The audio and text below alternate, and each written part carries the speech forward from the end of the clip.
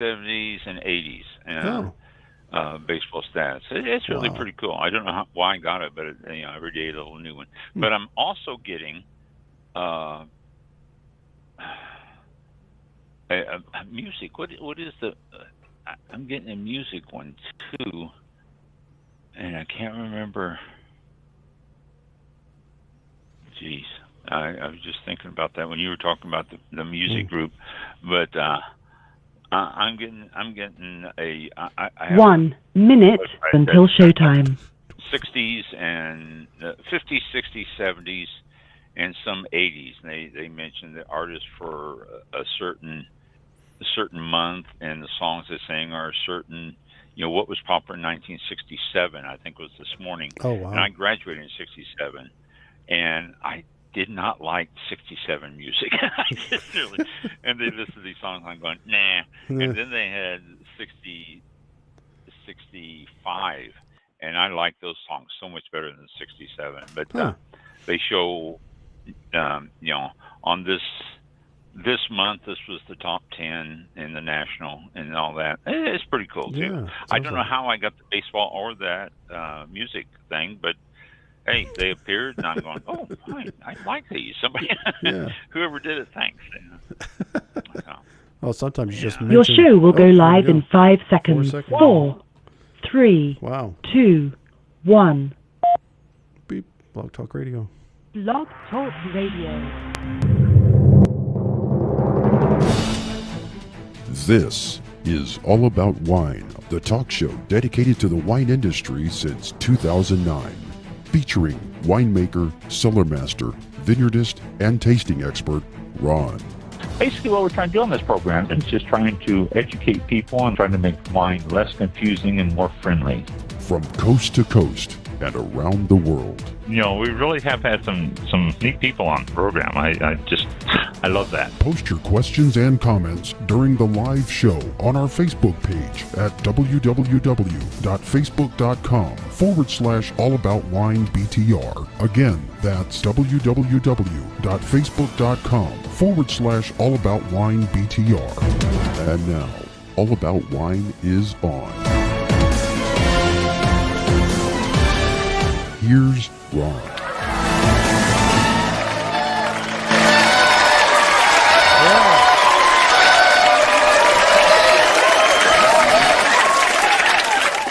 There he is. Oh. you know, I'm glad we had a little talk with our whistling guy because he's not as obnoxious anymore. Yeah. So Yeah. So remember that. He was a pain for a yeah, bit, but I think they tossed him out one time, he and was. then he's too much. I mean, Yeah, we so like our fans, but over the top is too over the top. yes, Control she's yourself. a little much, So, Yeah. and I bet another you. episode of All About Wine live. If you are listening at yes, 7:01 p.m. on July the 7th, 2022, we are live. If you are listening any other time, we are not. Man, this is going by fast. So We're already in pretty the simple. 7th month. Unbelievable. Only Oh, I know. It seems to be a quick year. 3 more months to Christmas, folks. 3 more Yep. months. So there you go. Not much. You're No, it's right. not. It's You're not. right. Don't blink. It's going by. I saw something funny on Facebook today. Somebody wrote, 102 degrees outside, humidity up to 98%. You can barely move when you walk outside. But we should be seeing Walmart put up Christmas items within the week. Yes. So. Yeah. Yep. Get in the spirit. uh, Yeah. get in the spirit. That's right. Yeah. Oh gosh. Gotta get a jump on things. Yeah. Mm-hmm. Yeah.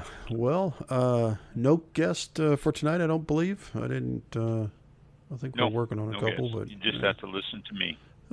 good. Yeah. All right. Yeah, 1903. I got some interesting stuff I found, and I want to share with you. First, a couple of things here. What's happening this next week that you can celebrate with wine? There's no particular wine days or anything that I found anywhere for the week of the 7th to the 14th of July. So that doesn't mean that you can't pop open a bottle at any time and enjoy it. Oh, wait a minute. Saturday. Boy, I apologize to all my Islamic friends out there, but I'm going to pronounce this wrong. Eid al-Adha begins. EIDAL-ADHA.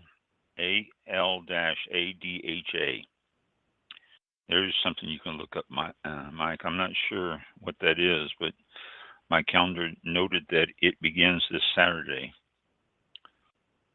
EIDAL-ADHA. So that begins this Saturday. And as long as it's not a total complete fasting, then you can enjoy wine with that. And what else we got here? National Chocolate with Almonds Day is tomorrow. National Freezer Pop Day. Chocolate with almonds. Chocolates, there you go. You open up some Cab, Merlot, Barbera, and have it with your chocolate. Kebab Day is Saturday.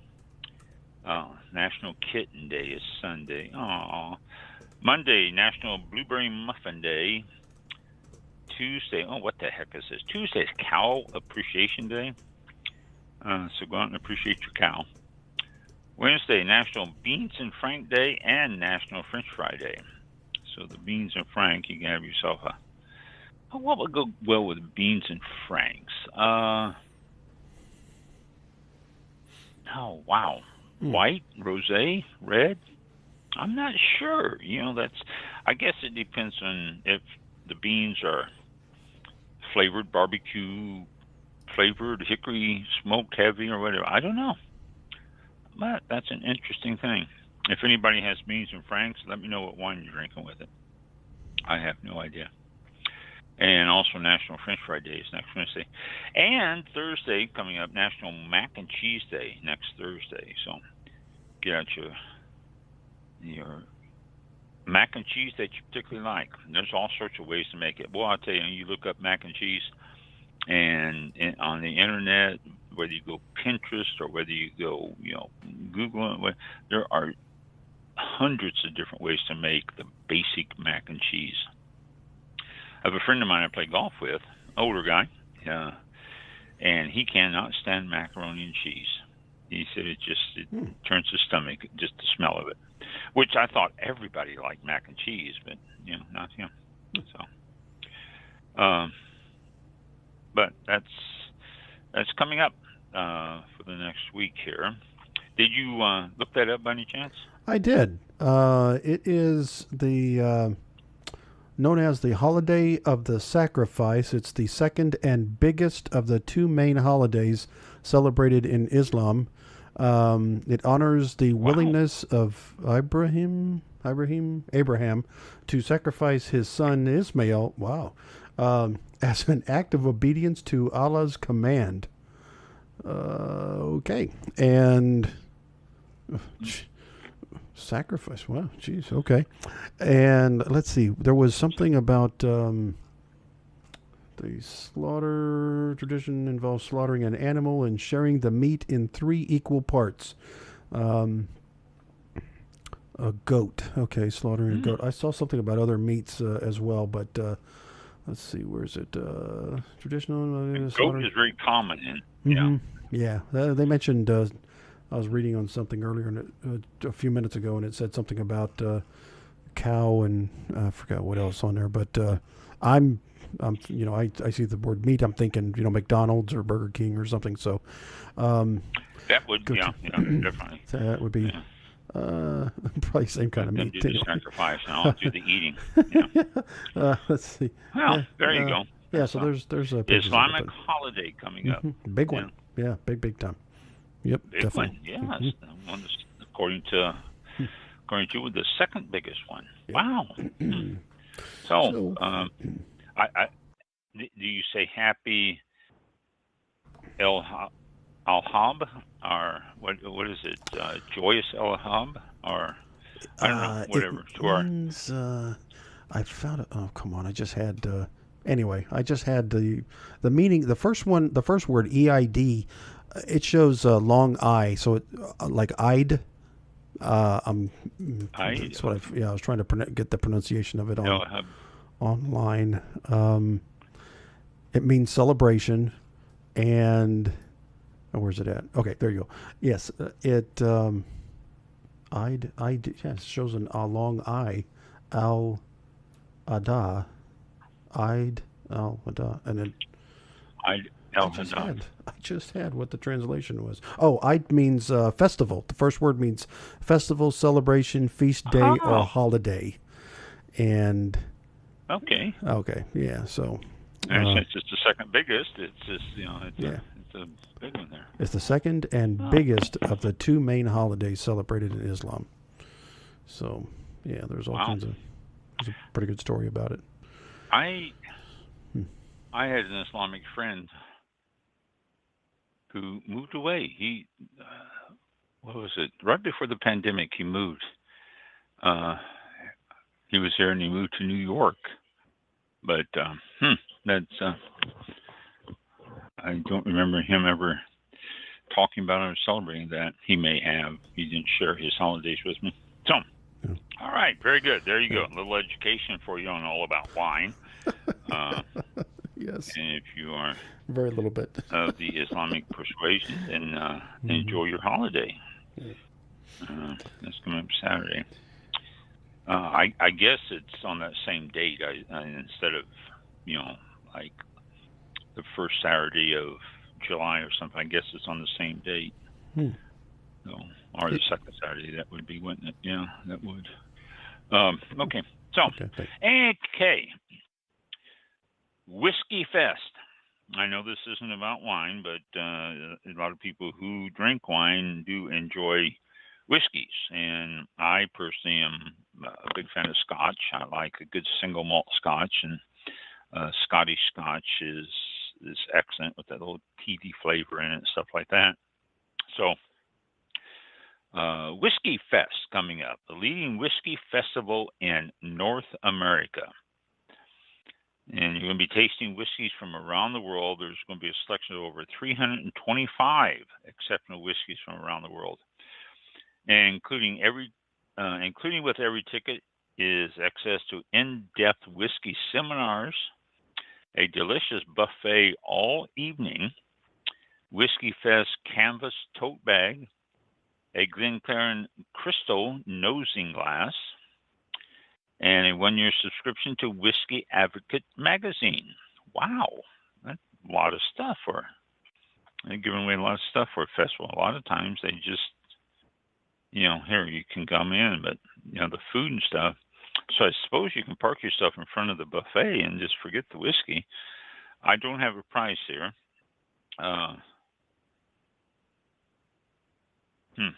Whiskeyfest.com.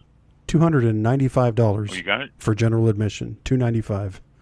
That the one in is that in $295. San Francisco? Oh, they have a few. 3 places. Yeah, there's a few of them. Yeah, 3 places. Yep.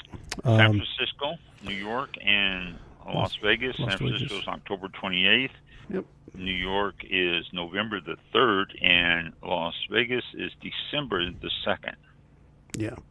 So if you are a big whiskey fan, then all those are good places to have a whiskey fest too. San Francisco is my favorite city in the whole wide world. I love that city. And then New York, if you're up in the Northeast there, that's a convenient place. And then Las Vegas, which is funny because San Francisco is really not that far away from Las Vegas. They usually spread them out more. Yeah. So there you go, $295, and you can get yourself that's early bird glass. Early bird prices. Yeah. Oh, sorry. Early bird. Yes. Yeah, those are early bird prices. Yeah. They probably go up to like $325 or something. That's it. So, so there you go, Whiskey Fest. That's coming up. I'll remind you of that again if I remember in the future here. New edition of Wine Spectator came out. Have you got yours, Mike? Yeah, I think that was the one with the vibrant Washington on the front. Big. No, big- this is Charlie Palmer's on the front. And it's the Restaurant Awards issue. No, then I didn't get that one. I just got this one, and it looks like a green vineyard something on the front cover, and it says "Vibrant Washington" on the front. Let me check. Well, you might be ahead of me. I haven't gotten that one, I don't think. What's going on here? Okay. I'm looking at the back of it. Charlie Palmer. They do have a Vibrant Washington on the back. I thought that was the front. What do I know? And then I open the pages. I'm like, wow, it's all upside down. Actually, it's not upside down. If you start with what would be the back of the book, it's right side up on the Washington. It's right side up. Yeah, and then you turn it around to the Charlie then side. Isn't that interesting? I just noticed that. It's right side up. Yeah. It's like a magic trick. I know, that fooled me a little bit too. It's the first time I saw that. Okay. Like a magic trick. Yeah, it's a pretty neat article on Washington wines there too, by the way. Okay.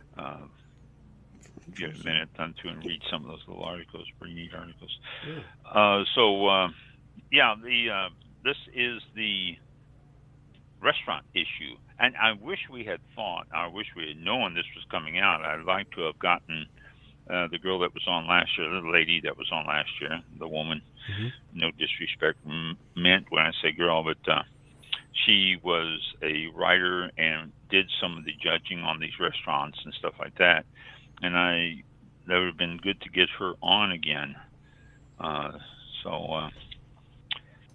Talk about these things. But it's always an interesting issue in the restaurants around what they've got, and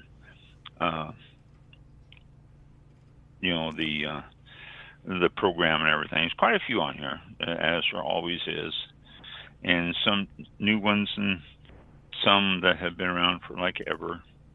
But interesting issue. Most of them are reasonably priced. They're not really expensive restaurants, so pick yourself up and visit some of them. Some of them have absolutely phenomenal wine list. That's one of the criteria, I believe, for the inclusion in the magazine and the awards is their wine list. So check that out, and if you get an opportunity and see the what they have to say.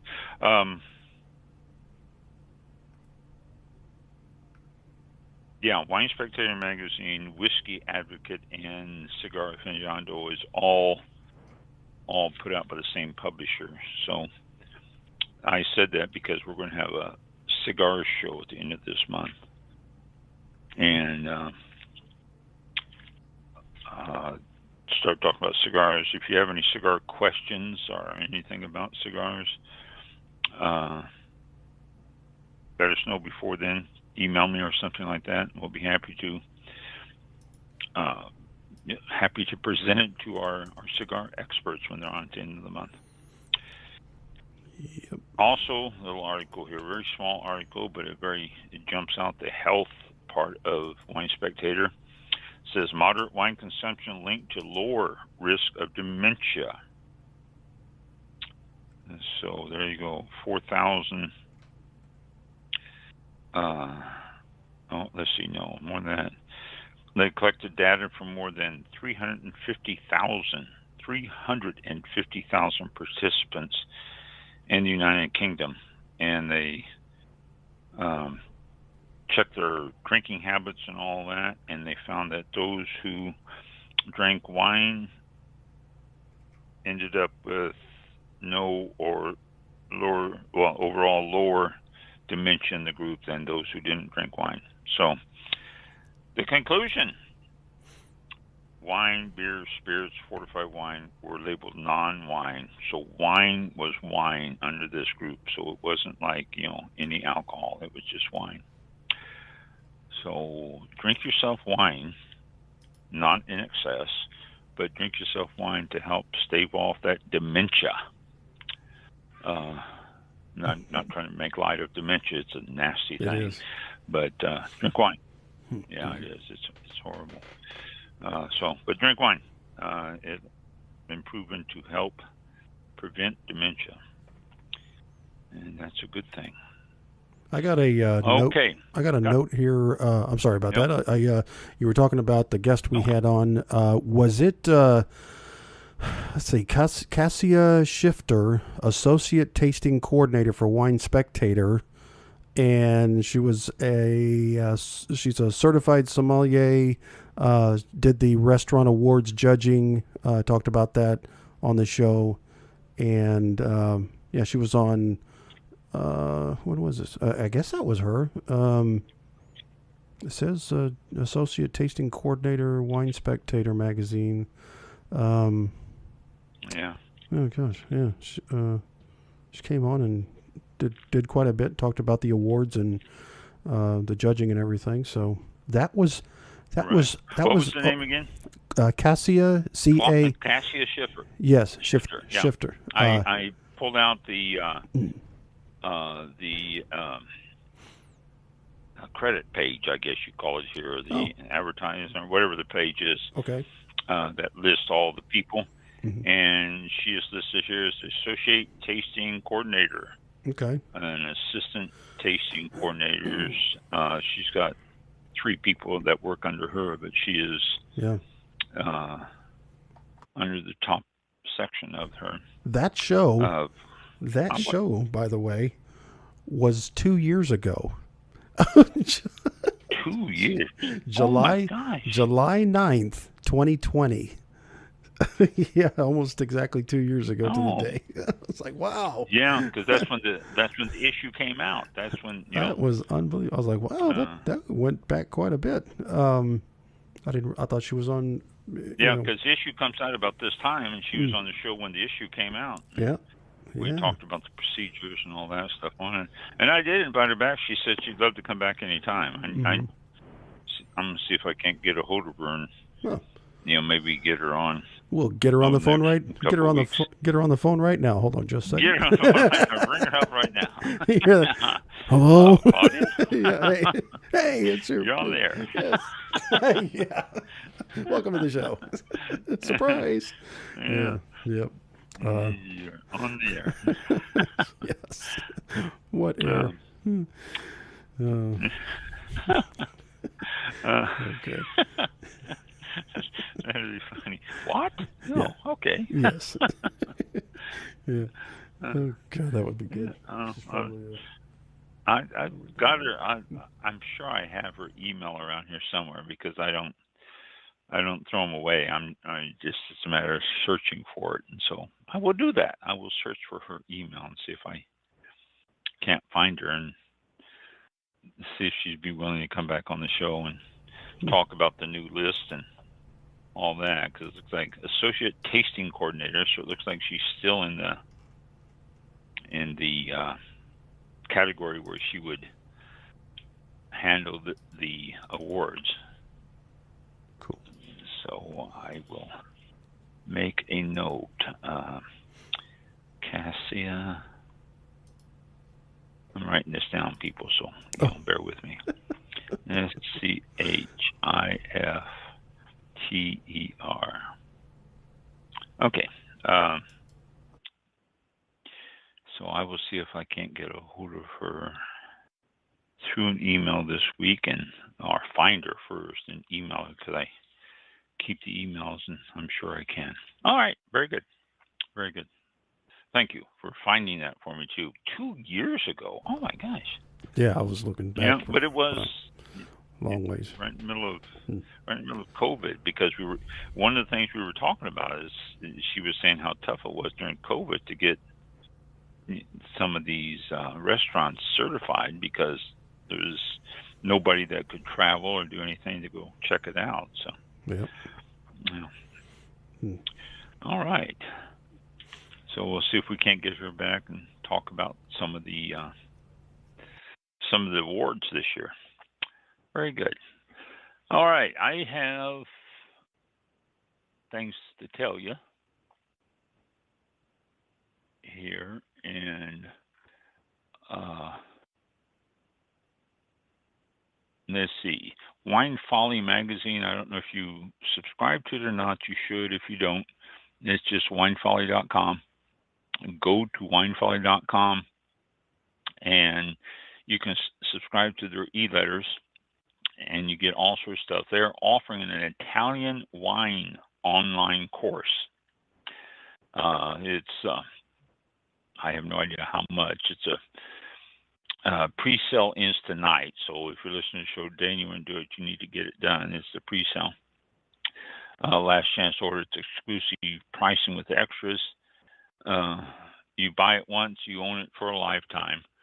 The gift cards are available also, and an exclusive discount for a Corvin, which is a wine opener, by signing up to it. It says here, become confident with Italian wine in less than a month.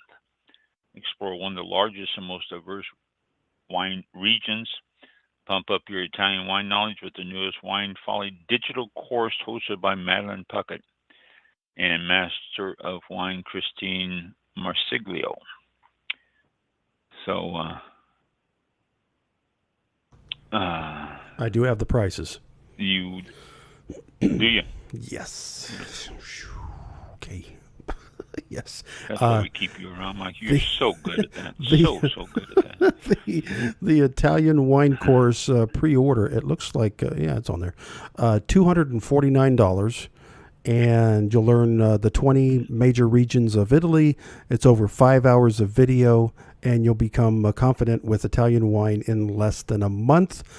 Or, the most popular, of course, is the Italian wine course map and journal, which is $289. You'll do the same thing, 5 hours of video. You'll also get a digital map of Italy, which is a $25 value. What? A digital map? Wow. Digital map? It's an expensive paper. And the 2022 Vintage Wine Folly Wine Journal, which is also a $25 value. Okay. And if you want certification... That's a nice old journal. But... if you want certification, as you know, to add it into it, the whole course, map, journal, and certification is $369, and that includes a 12-part formal exam and certification as well. So part of that. Yeah. Wow. And you own it for life and do it at your own pace. Okay. There's no restrictions on how long you can do it, too. So there you go. Wow, good. Thank you, Mike. Thank you. It didn't. I was reading this here. It didn't say any prices here. So if you're interested in the pre-sale, which ends tonight, then you need to get on top of that. I don't know how much it might go up after the pre-sale, but the pre-sale ends tonight. So do that. They are located in Canada, Calgary, Canada. So they're over on, that's their mailing address anyway, in Calgary, Canada. So midnight there would be like 3 hours, be like 3 o'clock in the morning on the East Coast. So either way, get it done if you're interested, and then you won't have to worry about anything Italian. You can talk intelligently about Italian wine from now on. Okay.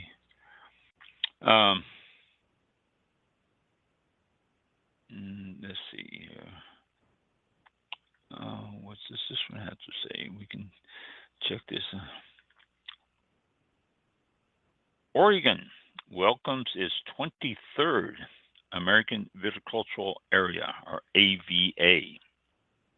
23 in Oregon. Mount Pisgah, Pisgah, located in Polk County, Oregon, is the newest AVA. It is in the Willamette Valley, and it has received federal recognition as an official AVA. The distinct soil, topography, and climate attributes make Mount Pisgah a unique growing area. The 23rd federally recognized wine growing region in Oregon, and the 11th AVA, nested AVA within the Willamette Valley. So you have the Willamette Valley, which is an AVA, and then you have these 11 others that are inside the Willamette Valley. So it gives you an AVA inside an AVA. If you're not inside one of these 11, you still use the AVA of Willamette. The new AVA was granted approval by TTB on June the 3rd, and it takes effect on July 5th, which was 2 days ago. So it is official now. So it is out there, and it is the newest AVA in Oregon. Let's see. Oh, what is this? Does it make it bigger? No, it doesn't. There are 3 wineries in the new AVA. There are 1, 2, 3, 4, 5, 6, 7, 8. Oh, that's this Fern Creek. 6 wineries that are located on estate vineyards. And then it says Fern Creek. They got 2 wineries there. And Cooper Hollow, whatever. Cooper Hollow and Fern Creek, I guess, are a couple of areas there. So, yet another, the grapes there, Pinot Noir, Chardonnay, Pinot Gris, Tempranillo, and Pinot Blanc. New AVA in Oregon. Popping up. You all know what AVAs are now. I've talked about them enough, so you know what AVAs. Napa has changed its rules to allow, excuse me, excuse me.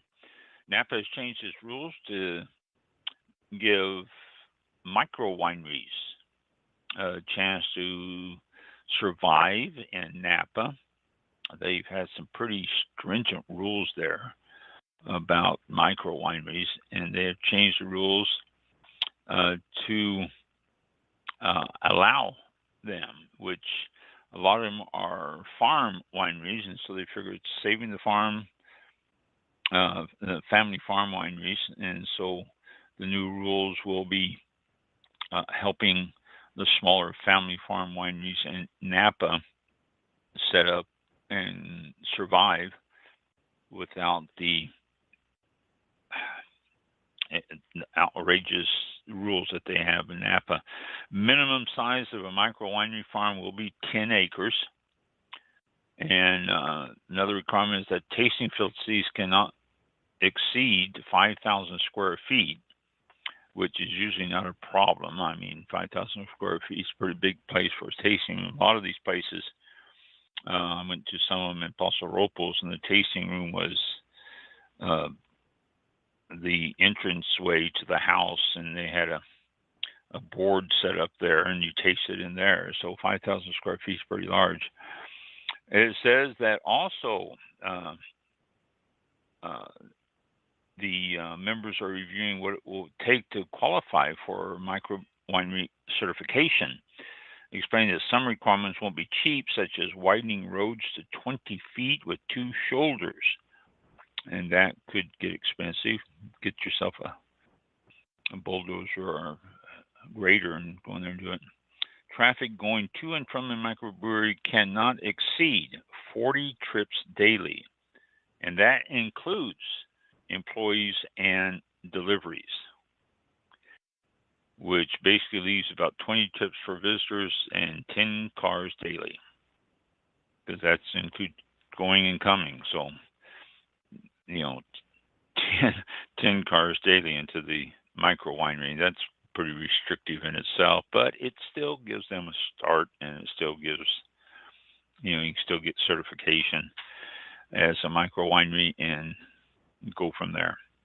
So,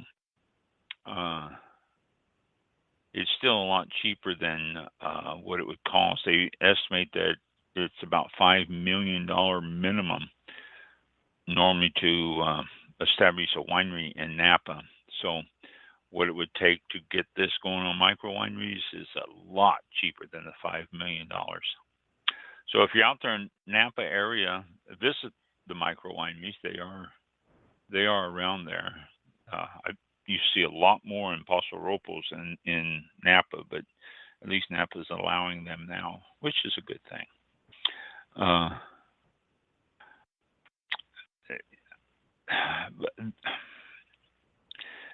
I bounced and hesitated for a second there. I started to read this article, and I got partway through it, and I said, "No, I don't want to read anymore." But let me tell you about it. It says, over the past 2 decades, use of technology in the vineyard and the cellar has exploded, and it's changed the way wine is made, basically. And some of the technological advancements have helped improve the quality in a lot of stuff. But the question is, does technology trump terror? Is technology better than terror? Is the basic question.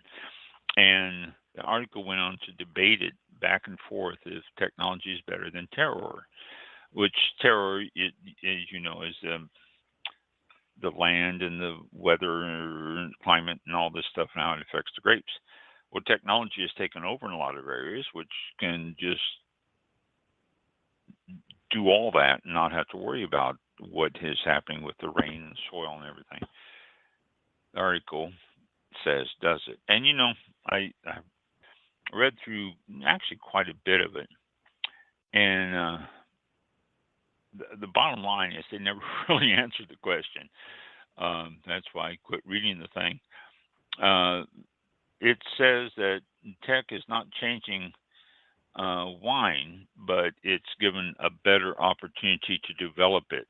The terroir is still important for the grapes and the soil and all that, but technology enhances the terroir.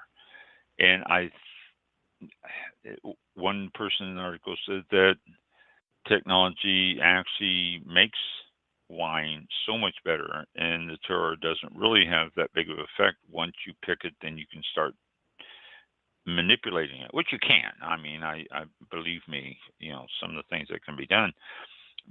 So why is terroir so important? Because some wines aren't manipulated. Technology doesn't come into play.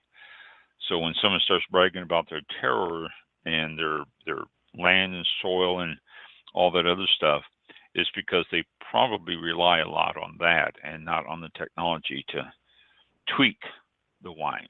So it's still out there. This one really caught my eye. So scientists are finding grapes to grow in Florida. Okay, yeah, good. You know, I am a Florida winemaker and all that, and they said that they're finding grapes to grow in Florida. But it says there are 40 wineries around Florida.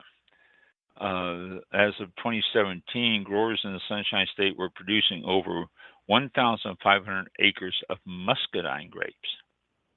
And that's 74% increase in the last 10 years. The Ali Sarkosh is a IFAS assistant professor.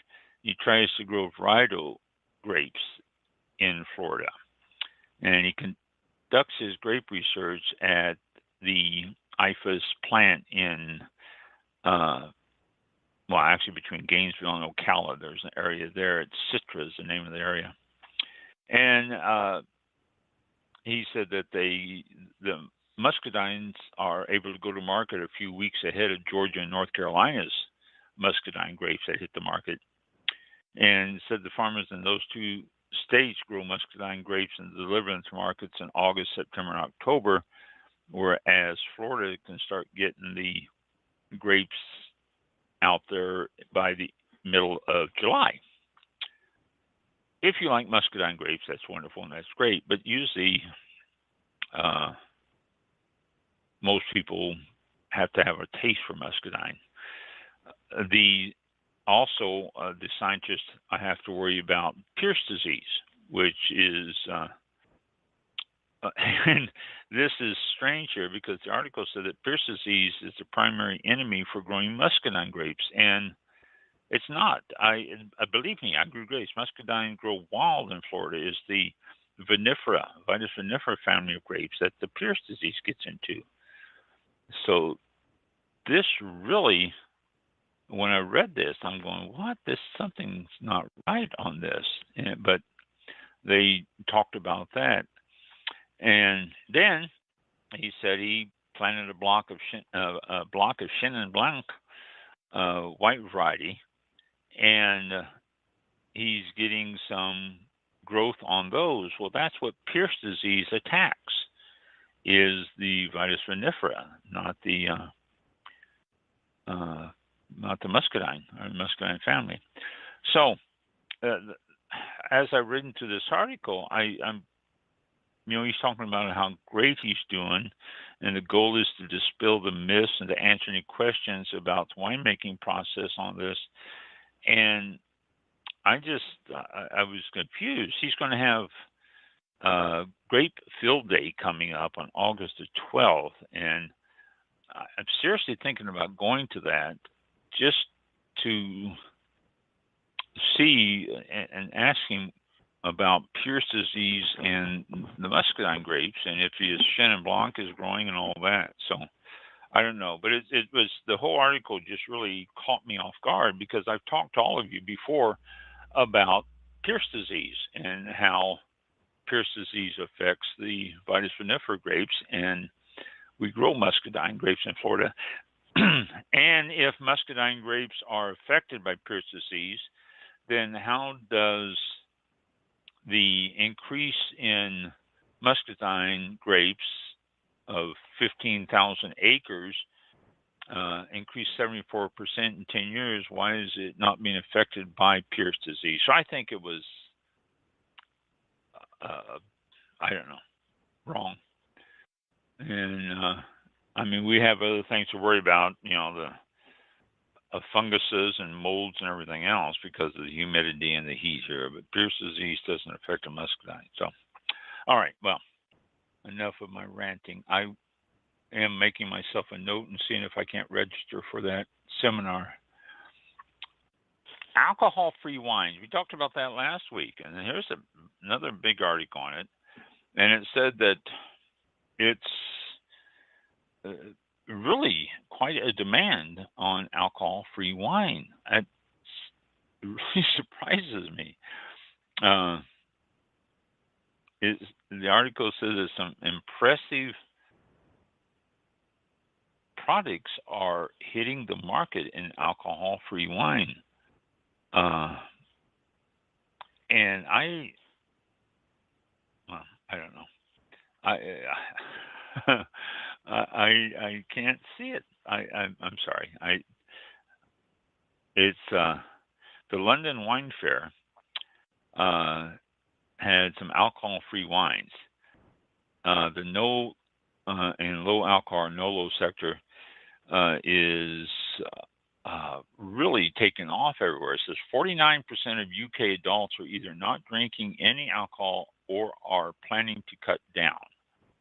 And according to Lucky Saint, the leading alcohol-free beer brand, 7.9 million adults took part in Dry January this year, compared with 6.5 million in 2021.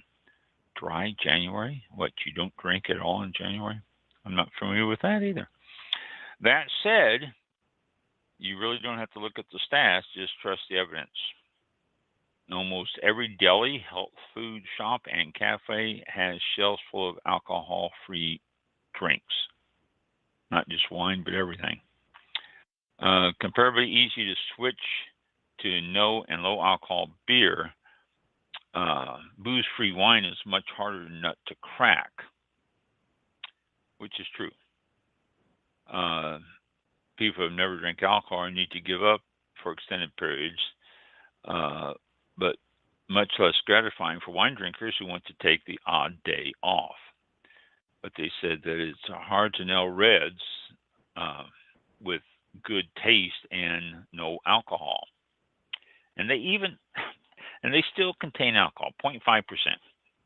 0.5% is still alcohol. All right. And I told you how they did it a couple, 3 weeks ago. We was talking about this. A little side note here. James Caan from Godfather and quite a few other shows, he passed away. He was 82 years old. I hadn't heard. And the market for Nolo wines grew by 64% in this past year. Price has been a stumbling block, but people aren't really concerned about the price. They're saying that a lot of times it's a question of social inclusion. If you have yourself a good Nolo wine, then you can blend right in with everybody else and not look odd. And so, I mean, if people aren't drinking, they're not drinking. I think society accepts that now. I don't think it's a stigma anymore. I may be wrong, and if I am, let me know. But, you know, do you drink? No. Okay. And I think that's about it. But it says pubs and restaurants are offering Nolo wines, and they are increasing all the time. I don't know. I have mixed feelings about the Nolo. I really do. They are a lot of them out there, and they're getting more and more all the time. They are de-alcoholized. A lot of them are made with alcohol and have the alcohol removed, and which does leave a little bit of the alcohol in the wine. So, and if you are a member of AA, no alcohol is no alcohol, not even 0.5% in a glass of Nolo wine. So, I don't know. I'm sure we will be seeing more comments and more things on low alcohol, no alcohol wine coming up in the future, because it's becoming a very, very hot thing now. Okay.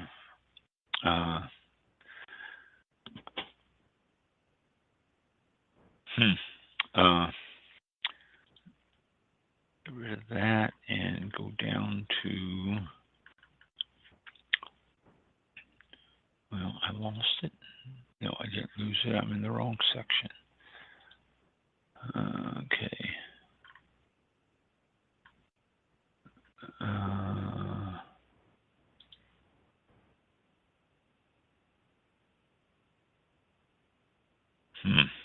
Maybe I did lose it. No, I didn't. Okay. And I got a lot of junk I get in my emails. I'm going to have to start unsubscribing to some crap here. Okay. Oregon State researchers discovered compounds contributing to smoke taint in wine and grapes. And this is very important, because when you can find the compounds, you can eliminate the problem. And so it is getting closer to not being an issue with smoke taint in wine or affecting the grapes. And if that's the case, then there won't be a problem like we had a couple years ago, when tons and tons and tons of grapes were not sold because they were tainted. And it's basically the whole left coast, the whole western coast of the United States that has a problem with that. California, Oregon, Washington. And so they've narrowed down the compounds that cause it, and they are working on being able to stop the smoke taint in wines.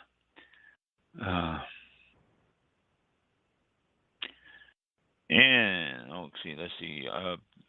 The grapevines are ate by birds. They're ate by, what is this? I don't want this, and I don't want this. Okay. A lot of birds eat a lot of grapes. That's why they have netting over grapes everywhere.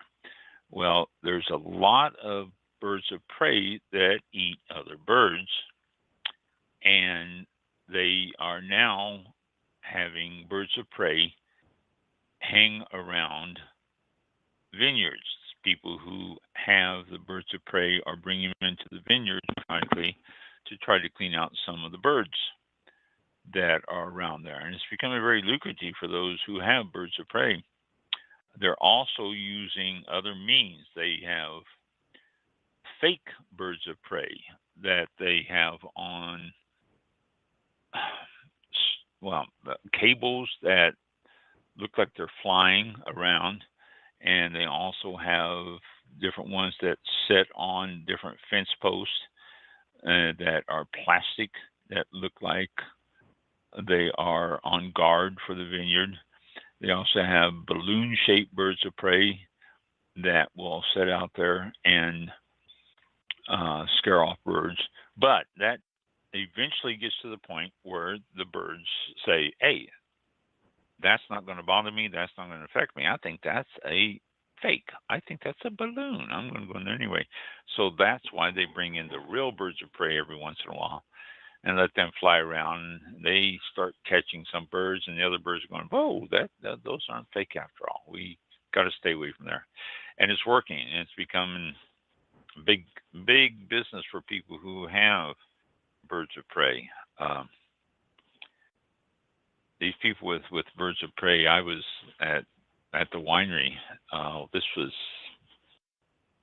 10 years ago. Let's see, back in 12, yeah. This was 10 years ago, and a guy came in who had a falcon, and he would bring his falcon in, let his falcon do hunting. And he says the only thing that he worried about with his falcon were eagles, because eagles would catch falcon and eat falcon. I had no idea. And so he had to be careful with that. And also, owls will catch falcon.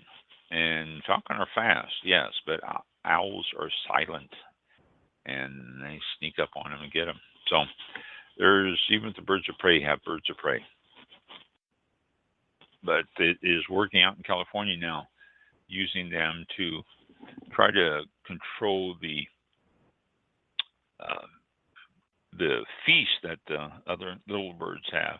And I'll tell you, you get around these vineyards and the birds go crazy as those grapes start to ripen and get good. They go crazy. Talked about it before. Here's another big article: the canned wine revolution. It is here. It is unbelievable how many canned wines there are out there. There's nothing new. It's been around for a long time, but it is really exploding. 1979.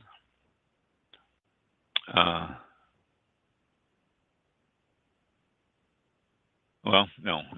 Well, here it says wine and aluminum cans have been around for a long time. A guy by the name of Alan Green holds the Guinness World Record for having the largest canned wine collection. And he has examples dating back to, guess what year? Guess what year? 1936.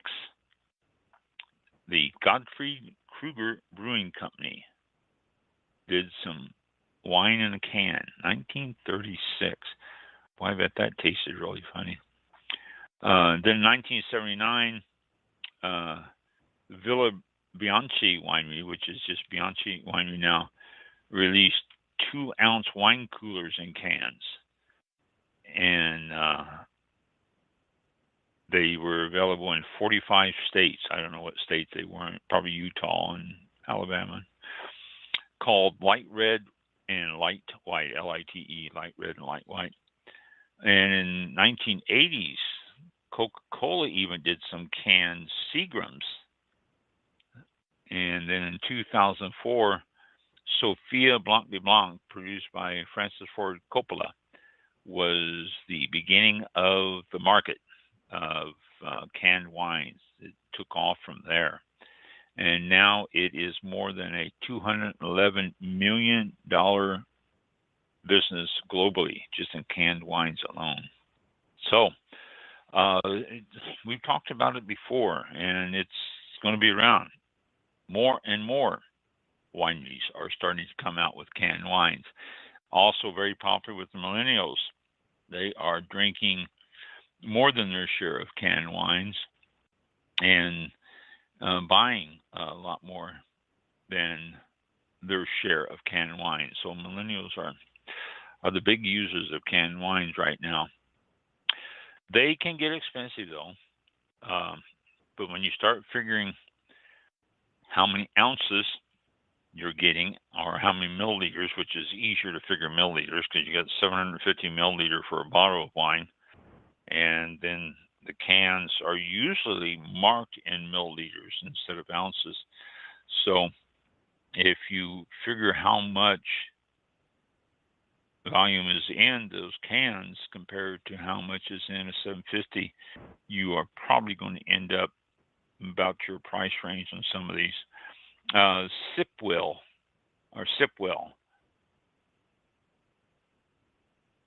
that's the jam is the name of the wine. That's the jam. There is $50 for a 6-pack, and it doesn't say the size. I don't know. Maker wine from Clarksburg as a Chenin Blanc, $48 for a 6-pack. These are just some examples they're doing. Here's West plus Wilder Columbia Valley Red Blend, $17 for a 3-pack, which is even cheaper. That runs you about $34 for a 6-pack. Here's Groove Joyride Rosé, $42 for a 6-pack. And another one called Just Enough. And this is a Rosé Bubbly, $42 for a 6-pack. And then Nomadica, California Chardonnay, $54 for an 8-pack. So some to try. Most wine shops and most wine stores are not really in a big rush to start putting canned wines on the shelf. And I don't know why. I ask them every time I go in someplace, where's your canned wine? Just so I can get the look. And they tell me where they are. And a lot of them are small section. You don't have a good variety. Maybe more so in California, but right now in Florida, there's not a real big variety of canned wines. So, but we will continue to try to keep you updated on canned wines as much as we can, because there are a lot of them out there. Okay, let me find one particular thing I was going to talk to you about, and I got to find it. Is that? I have some filler information for you while you're looking. That's the Jam Grenache, $48 for 6 cans, which is the equivalent of 2 standard bottles.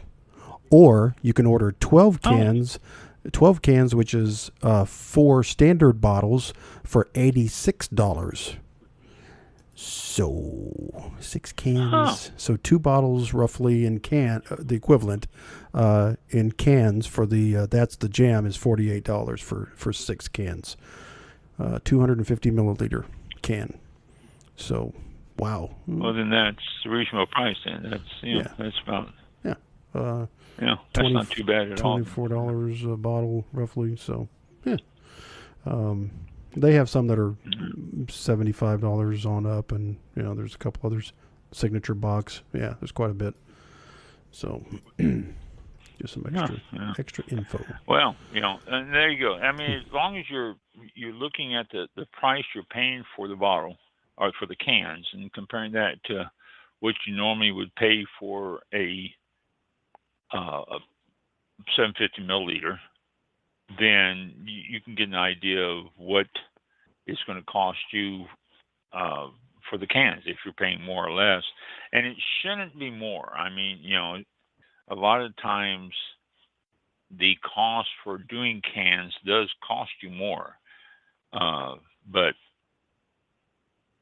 it does cost the winery more, but it shouldn't be an issue. So do a comparison there whenever you do that stuff, and you'll get an idea of how much you're paying for it, and then you can judge if it's worth it or not. Let's see. No, where is that? I marked it so I wouldn't lose it, and I lost it. Is this the one? No, that's one I just looked at. That's not the one. Oh, here I just found it. Okay. And V is for Vino. That's a wine show. I never heard of it. But I saw here, season 4 is premiering on June the 24th. I'm going, season 4? I've never heard of season 1, 2, or 3. Now we got season 4, and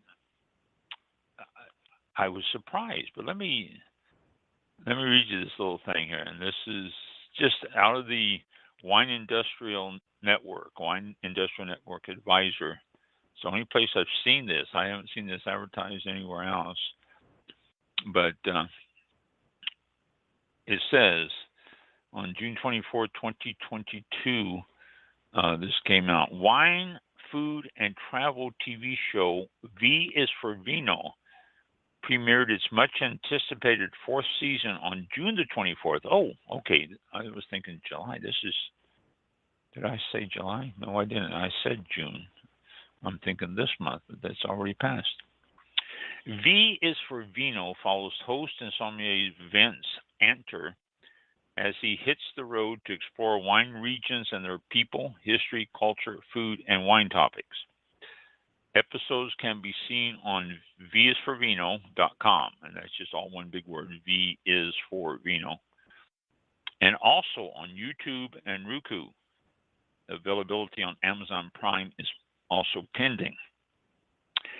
This season will also debut in airports nationwide via Reach TV, which is America's leading airport TV provider, at a later date. In season 4, the show focuses on the return to travel that so many around the world have been waiting for.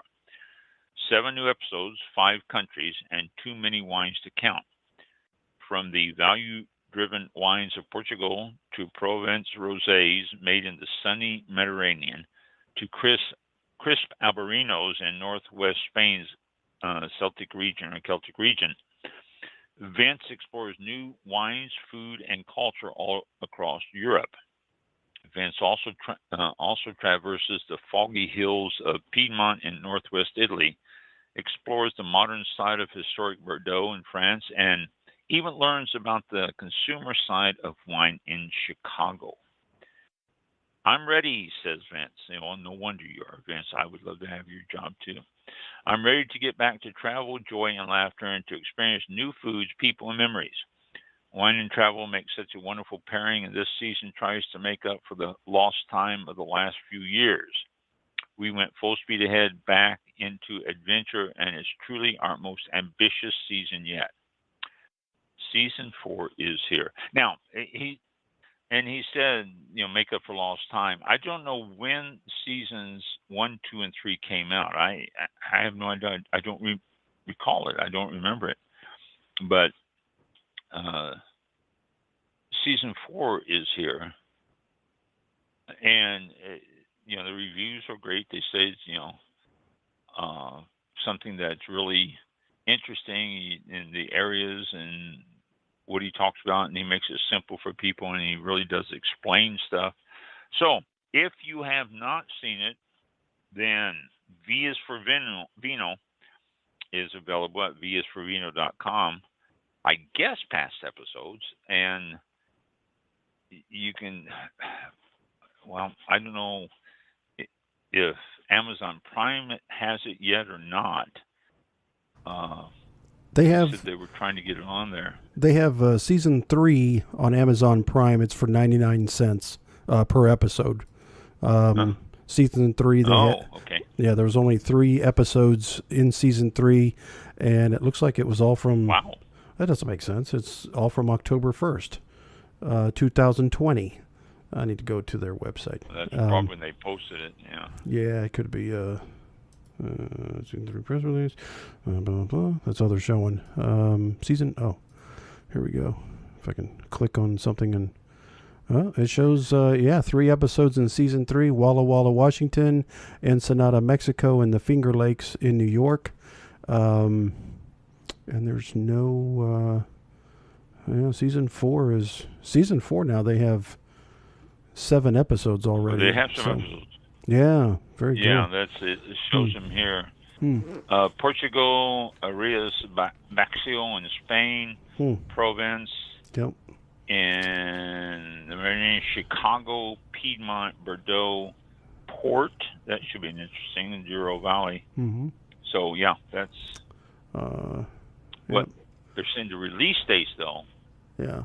according to this, what I'm seeing here, 6/24 is the first episode. 7/1 is the next. 7/8, which is tomorrow, would be the next, and the 15th, 22nd, 29th, and then August the 5th, it will be the last one, according to this. Now, they may release earlier or something, I don't know. And there were. But nothing on season 1 and 2? Yes, there's. Season 1 was back in 2017. There were. Wow. Yeah, they had 3 episodes plus a special called Cheese and Wine. That was in 2000. It says filmed, so that's the filming date was between 2017 and 2018, and then season 2 had 3 episodes, and that was filmed in 2019 over August, September, and May was the first episode. And then season 3 was filmed in February 2020 or 2020 and October 2020. There were 3 episodes. And then season 4 was filmed in 2021. Looks like August, October, September. 7 episodes. Yeah, 7 episodes. That's a big season for them. July through October, Yeah. It looks like they got the 7 episodes in for season 4. So 3, 3, 3, and 7. Oh, Mhm. Wow. yeah. I don't recall it at all. I don't recall hearing about it or anything. No. You know, you probably go back to an old episode, and I probably talked about it, but no, I don't recall Probably. Yeah. anything about that Venus for Vino. Check it out, people. I mean, if it was 99 cents an episode, you can afford $10 to watch the 3 previous seasons. It says And, on their website, it says watch Vias for Vino free, and there's just different. There's links to it, and it says you can watch on there your you go. TV. Yeah, watch on your TV or on YouTube is what they're showing here. So yeah, there's. Oh, fantastic! So there you go. Save yourself $10. Watch it for free. It sounds interesting. The reviews on it were very good. Yeah. But everybody always puts up good reviews. You're not going to put up reviews saying, "Oh, that sucked. I'll never waste my time." I mean, you don't do that. So, yeah, it would give you a nice opportunity to learn and see some of these areas that we talk about on All About Wine and all that. So. And it'd be fun. Be good to get him on the show. I'll have to see if I can't find a connection to him somewhere. So, all right, very good. Well, we're done. It's 8 minutes after 8 7, after, yeah. 8. So. Yeah. Our next episode will be live again next Thursday on. Gosh, July already. July 14th. Will be the next episode. So tune in if you can live at 7 p.m. Eastern Time in the evening, obviously Eastern Time. At 7 p.m. we're on live, or, archives always welcome. And if you do watch us on the social media like Facebook or YouTube, you can still comment, and we'll get the comments if you have like a delayed response or a delayed question, like, something you want to refer back to, and well, maybe we can cover it on the next show or something. So just let us know. Just send in your comments, and or you can always do by email, of course. allaboutwine101@gmail.com. So what else? I think I just covered the outro. I don't have to play it now. So. That's right, pretty much so. Yeah, that was it. You did a good job. All right, we'll talk to you next week, and thanks for tuning in. And be safe. Yeah, go ahead. One other thing, Mm-hmm. our guest last week, Stephen, Bloodvine. Yeah. Check out his book. Yeah. It's a very interesting book, and Yep. I think you enjoy it. Speaking of which, Mike, I Gotta send finished it. my copy of it. I got it in an envelope ready to drop it in the mail to Okay. you, so you don't get this, Wow. and so you can read through it. Okay. So, Cool. Thank you. yeah, it's you enjoyed it. Thank you. Yeah. Yeah, get into that. So, okay. See you all. You all be safe out there for Yeah. another week, and we will see you next week. Yeah. Thank you. And we're out. Thanks for listening. This concludes tonight's broadcast of All About Wine with your host, Ron. For show information, links to All About Wine on Twitter and Facebook, or to be a guest on this show, visit the show website at www.allaboutwinebtr.com. Archived shows are available for download on iTunes or on our show page at blogtalkradio.com/allaboutwine. Thank you for listening. Drink responsibly, and we'll see you next time on All About Wine.